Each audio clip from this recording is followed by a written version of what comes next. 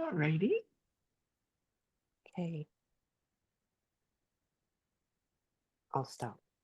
So, hey everybody, it's Ushmi, the Brazen Book Coach, and I have my friend, colleague, fellow word lover, Gina-Dianne Harding here with me. Now, Gina-Dianne Harding, she is a metaphysical author of 3 books, including the latest Amazon bestseller, Walking in Wonder, which you can see,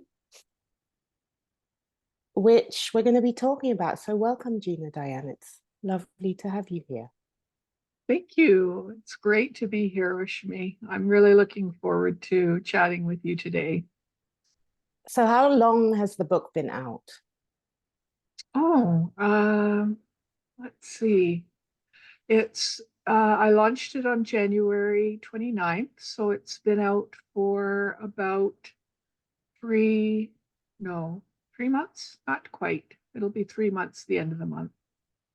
Okay, and I know you had quite a long process, the writing of it. Um, what was your intention for writing the book? Well, I have been fascinated by Mary Magdalene for my whole life, and I wanted to tell her story as a bit of a fantasy and alternate history. She has always struck me as someone who would have been very intellectual, that she would have been a great educator, a Mm-hmm. leader, and very charismatic and compassionate. And so I hadn't seen a lot of literature portraying her this way. And I really wanted to make sure that people understood the possibilities of what if she was like this. And I believe that she was. So that was what inspired me to write that book in this way. Yeah, and I love what you've written on the back cover. Where is it? Oh, here it is. Her teachings ripple across the land, bringing the world to the brink of transformative enlightenment. Balancing precariously between revelation of truth and love on one side, suppression and darkness on the other, Mary's mission breathes new life into an age-old way of being. Can she change the course of history, or will Mary succumb to the turmoil of her times? Now, I know that we've spoken about this before, and in what you just said, that you wanted to rewrite a story, and it's a timeless, age-old story. What what were you hoping you could change, in her narrative? Well, I wanted the women that she interacted with to be seen as women who had the potential to make a difference in the lives of their families and Mm-hmm. in the world around them. I believe that even though women were really marginalized and not respected in a lot of cases in the first century AD, that it by showing Mary and some of the women that she interacted with the possibilities that could happen when they were awakened to their stories and their possibilities, that we could see a change in them in the story. I Mm-hmm. also believe that in some of the new theories that are saying by changing our present, you can change the past. And Right. so I was hoping that changing the way that people look at Mary Magdalene now and the possibilities for the women in those days, that we could change the past in a way, and that would come forward then Mm-hmm. into enough people um, read the book and believe that this is possible, then we can make changes even in the way that women are seen in today's society Right. through Yeah. rippling those changes back. Yeah, absolutely. So I'm hearing women, excuse me, women are your ideal reader. Mhm. But what's in it for them on a practical level? I understand changing the narrative, but what's in it for them? What? Well, I think there's a few different things. One that I think it's a good read. The story Yeah, itself absolutely. is entertaining in a way or inspirational. But also because Mary is in certain parts of the story, she's teaching about the way women can learn a lot of the messages of how to live a more conscious life where they're living a fulfilled life uh, of inner peace Mhm. and of unconditional love, learning to live without struggle and having ease and grace in their life. So, in addition to enjoying the storyline, I think Mhm. it's important for women to be able to get if they choose, to get some of the teachings of the way to live this higher conscious life. Do you find that there's a parallel in the storyline with your actual lived experience? That's an excellent question. It there is, in a way, Mary herself is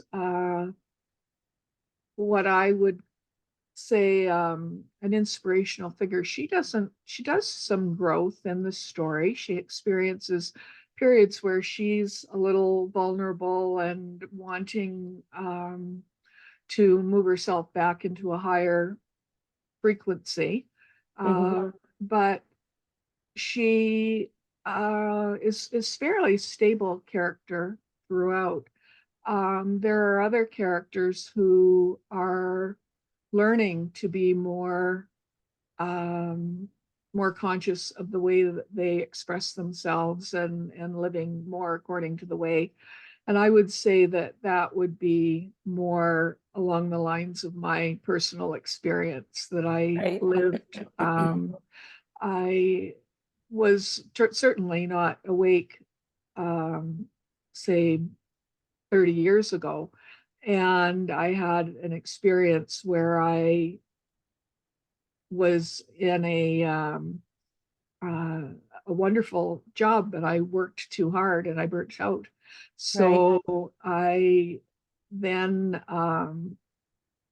had a period of depression and ended up after that waking up and gradually learning the skills that are similar to what Mary has. I'm not comparing myself to her, but just that, But you're on your way. yes, I'm further along the path. And Yeah. so I can share that experience through the other characters and through my own knowledge of what I've learned along the way. Yeah. What in the piece that I just read at the back, transformative enlightenment. And I love those two words. They're not actually, well, they're not usually put together. I don't see them put together in that way. And I'm really curious, what is transformative enlightenment? It's a good question. It's one that I did not use lightly, and I Mhm. do avoid using it a lot because I don't want to make promises. But Right. Mary, I believe that transformative enlightenment is looking at becoming, transformation is looking at becoming and achieving. Um, Enlightenment I look at as just being a more divine human, where you're not. um, you're certainly not, I'm going to just start again. Enlightenment, to me, we can reach that enlightenment is almost like an ascended master status. Right. We tend to think of ascended masters as being somebody that's ahead of ourselves, or that they have it all together. And I believe that in today's age, we when we get on the path of the way, we will achieve living in that higher frequency. We'll be able to have the habits that establish our lives in a pattern of being able to accomplish what we want in life, Right. to have a Yeah. fulfilled life.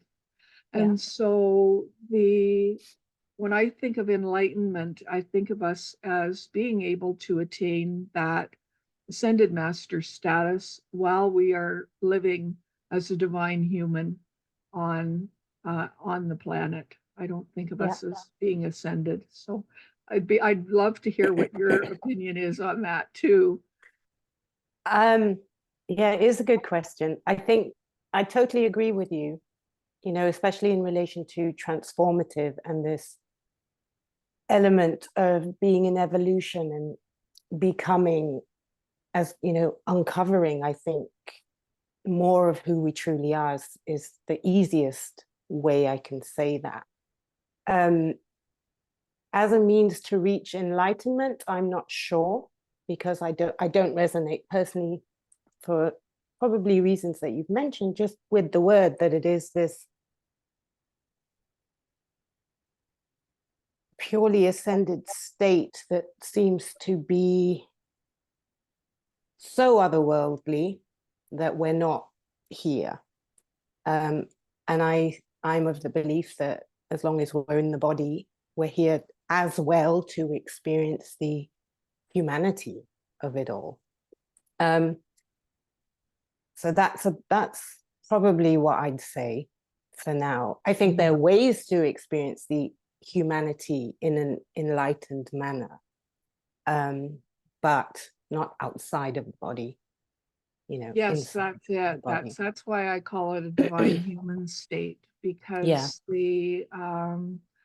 the fact that we can have the different attributes that we would associate with being divine and mm-hmm. yet embody them in our lives Yeah, is a really key part, because it is so important that we stay grounded or embodied yeah, and do what we're meant to do here on earth. So yeah, yeah. I mean, I think from that place of being in the body, we're really able to affect change, not only for ourselves, but in relation to our surroundings, our community, and be on this planet in a way that is life affirming, for everyone around us. So yeah, And that's the yeah, whole principle of the way. So yeah, exactly, I think you've got it there, Ushmi. yeah, good.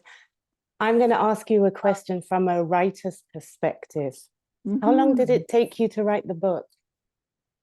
It actually took me, I started in 2018 Mm-hmm. and this is 2024. So it took me quite a while.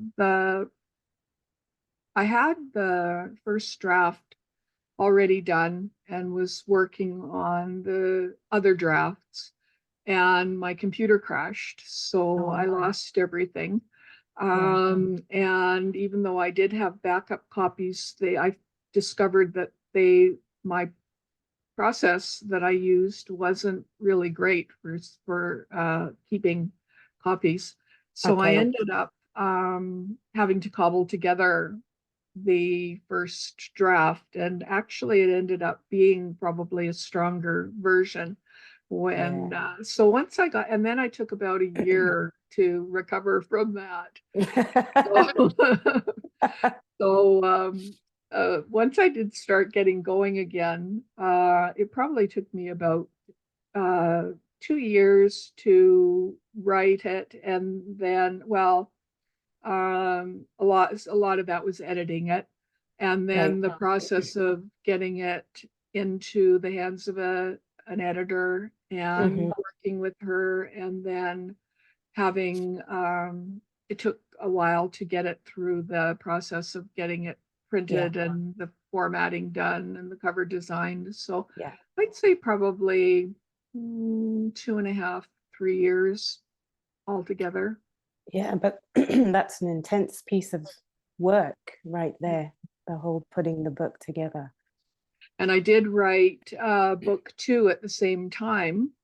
And Oh, I had book three and four drafts that I had done as well. So that was all um, during that period that I wrote those, just so that I mhm. could keep the ideas of what I wanted to say fresh in my mind.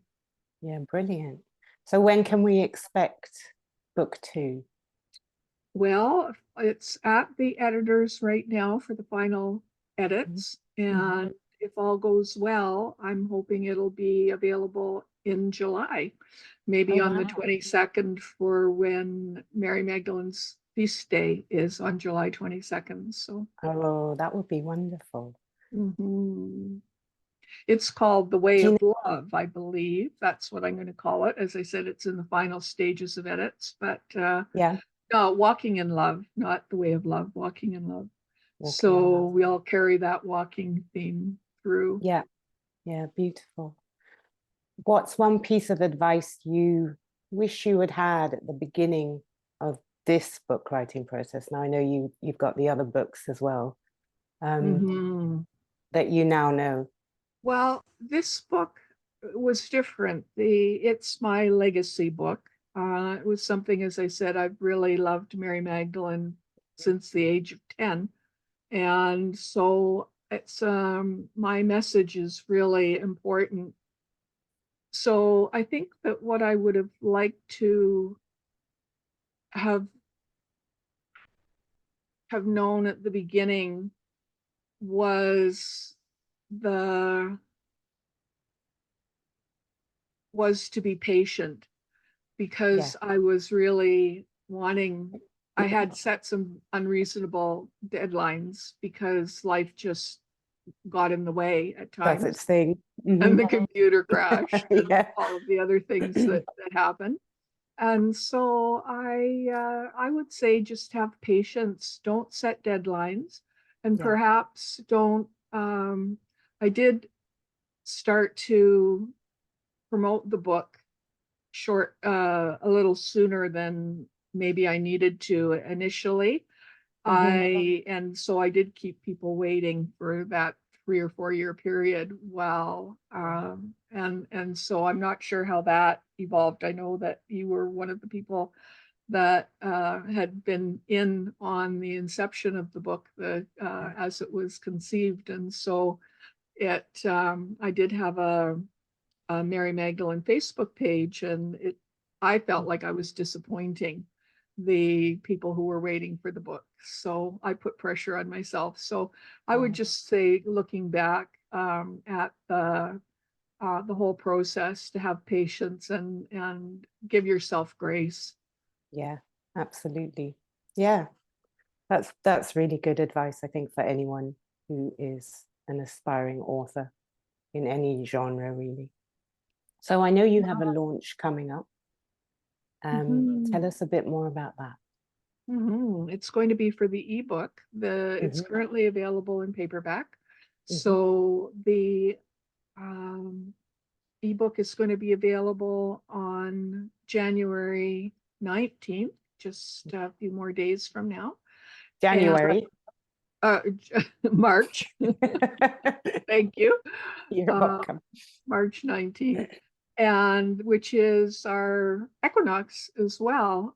Yeah. So we'll have it available for people at a special price, Hmm. and they'll hopefully be able to purchase enough copies. Enough people will purchase copies that we'll be able to get it into bestseller status. The paperback was bestseller as well, #1 bestseller on Amazon. And so I'm hoping that the ebook will also generate enough interest. Mary's story really needs to get out there in the world, and I believe that it has the potential for changing the world. So it's certainly, there's so much going on that's that needs to know about inner peace and unconditional love. And as well, as I said, it's a good story. So I'm hoping that the launch will be successful on the 19th. Where you said it's available on Amazon. So you'll be putting links in then underneath this video for people to find it with ease. Yeah, good idea. Yeah, I need to, it's all ready to go. I just haven't published it yet. So I need to do that, and then I'll have the link. I found out that you could get to the same page, I believe, by using the link for the paperback, but it'll be easier if I just put the ebook link in for people. Yeah, super. Okay, so before we go, I'm going to ask you, what's one piece of wonder you're going to leave for us all? Well, there is sort of one more thing that I'd like to share. Of course. As I said, Walking in Wonder isn't only a great story, it's an invitation to think deeply and step into action. The way that I see it, Mary Magdalene's life in this book acts as a source of inspiration. She reminds us that real change starts within us. And if we follow her path of the way, we can all be vessels of light and love, adding our bit to the world's awakening. And I hope her story encourages us to embrace life with more purpose, more compassion, and a deeper connection to everything around us. So that would be the wonder that I would like to leave people with.